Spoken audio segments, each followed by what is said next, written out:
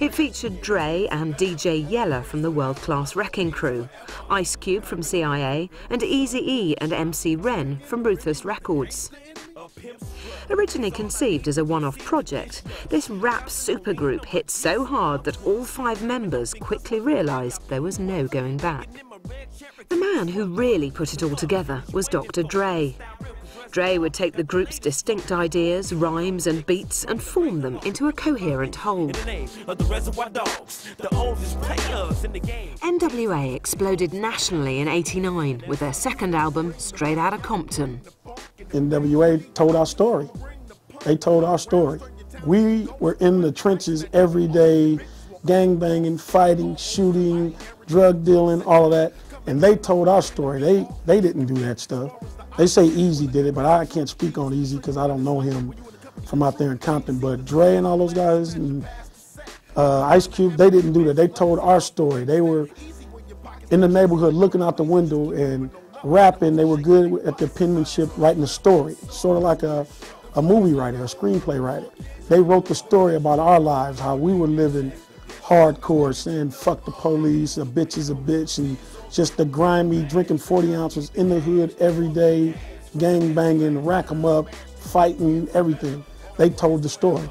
It just made people see what was going on in LA, man. Like, people didn't think that like people were getting beat on the street like it wasn't nothing. Crack was running the city, you know what I'm saying? And it made people realize that, hey, it's true, you know what I mean?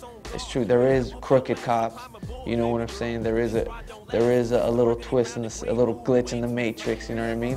And they were the first ones to come out and say, hey, look, you don't want us to talk about it, well, quit, you know, we're living in it. How the hell we're not going to talk about it? Because we're living in it. N.W.A.'s success was based upon a shrewd understanding of the media. Straight Outta Compton went gold within 6 weeks, then platinum, and after that, double platinum. He was just wild. He was crazy, you know, young, having fun, making records, making money, traveling, touring, you know, like any person that's just really excited about doing what they're doing. He just lived it to the fullest. I would get calls at 2, 3 in the morning, just out of the blue, and you know, Dre would call and he goes, yo, Steve, what's up? And I'd say, what do you mean, what's up? It's like 3 o'clock in the morning, what's up? He goes, how's my record doing? How was the swap meet this week? You know, what's happening back home?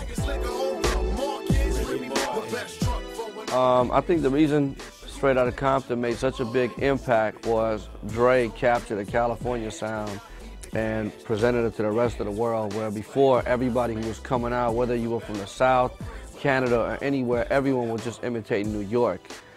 Dre is the guy who said, I don't want to do that sound. I want to take that sound, mix it with this sound, and give our Cali flavor to the rest of the world. That's why I think that the album is so important. Straight Outta Compton also provided Dre's first serious brush with controversy, courtesy of its standout track, Fuck the Police. Fuck the Police was important because people needed to know that cops were not the greatest of people at all time, you know what I mean? Like, everybody at one point seen a cop beat somebody down or Billy club somebody way before Rodney King was going on. That's what, you know, to the mass media, Rodney King was like, oh my God, what's going on? And to everybody in the ghetto was like, oh, okay. Can he walk the next day? All right, he's ready to go then. You know what I mean? But people weren't used to seeing that, just like they weren't used to hearing "fuck the police." When I hear songs like the song N.W.A made, "Fuck the Police," I kind of get mixed feelings about it, because I know that I'm a police officer and I'm here to help people, and I know that 98% of all police officers are here to help people and will give their lives for someone that they don't even know. So in that regard, it bothers me. But on the other hand, growing up in Detroit, I've seen some things that the police officers have done, and a part of me can understand kids growing up in this type of environment feeling that way about police officers. Fuck the Police thrust N.W.A into the headlines. Not just in the black music press, but in national newspapers, where sensational reporting, combined with the group's hardcore image of jerry curls and bulletproof vests, led many to believe that they were genuine criminals. Dr. Dre was never really a gangster. Dr. Dre was never really a criminal. Dr. Dre is a product of his environment, but he was never a gangster. He was never, like I said, he was never a criminal. And he used his surroundings, he used his environment to tell a story, to tell stories, and he did it successfully. Dre's a businessman. Dre did all that gangster stuff to get money. I mean, there was a time where he lost himself trying to really portray that gangster stuff and start smelling himself, but there were certain people that checked him, off the dribble and was like, hey, we know you really not that, but someone overseas or in Arizona, New York, Chicago, Dre hard, he a gangster because the TV, the television, you know what I mean? They look at that and, oh, he's hard, he's tough, but Dre's not a gangster. I'm saying that, I'll tell him in his face, and anybody who don't like it, Dre was never a gangster, and he's not a gangster. I consider him a businessman. N.W.A. were at their commercial peak, but it seemed obvious that the group had run their course.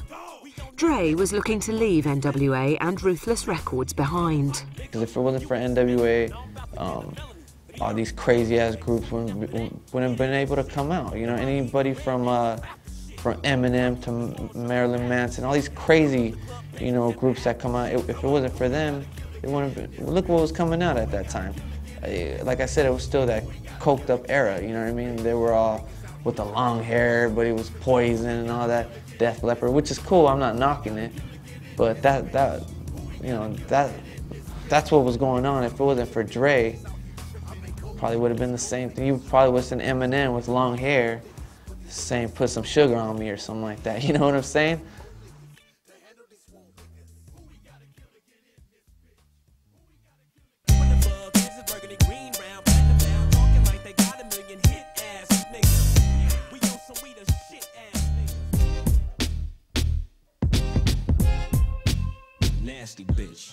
Dre started D.R.E. Records with former LA Rams linesman and bodyguard Marion Suge Knight. Dre's first post-N.W.A. project was the single Deep Cover, which introduced the world to Snoop Doggy Dogg. Snoop was just one of Dre's first wave of signings to D.R.E. Records, who all featured heavily on his groundbreaking first solo LP, The Chronic. This classic record became the biggest-selling hardcore rap album of all time. The Chronic changed the whole music game, man. People had to step their game up. D.R.E., they took it to the next level. It was here, and they bumped it up. It's like, okay, you're talking this gangster rap shit, but we going uncut with it. We finna tell the real, and we gonna make it funky, and we bogarting through the industry, doing what we want to do, and they did that. So it changed everything. And D.R.E. and Dr. Dre and them, they said, fuck that. This is how we are in L.A. Y'all on that piece shit. We gangbangers, we gangsters, we hustlers, we killers, and we finna talk about it. And the whole country was blown away. I mean, because they were bumping Dr. Dre and D.R.E. records in New York, and that was unheard of. But Dr. Dre's Chronic album, that changed the whole game. It changed everything. Changed MTV, changed BET, it changed the radio. It changed the whole country, even the world, universally. In 1994, Dre was arrested after a lengthy high-speed car chase with the LAPD. As a result, he spent 6 months in a halfway house in Pasadena. This experience provided Dre with an opportunity to reflect on his life, and he left the house a changed man.